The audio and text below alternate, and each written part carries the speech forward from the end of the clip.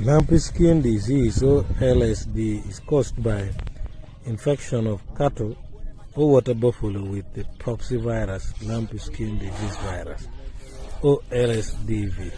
The virus is one of the 3 closely related species within the genus Caprox virus. The other 2 species being Shephawk virus and Godpox virus.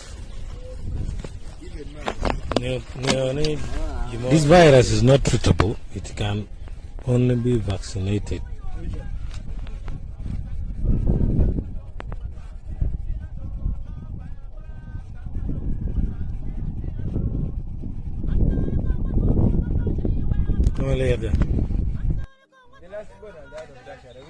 Thank you for watching.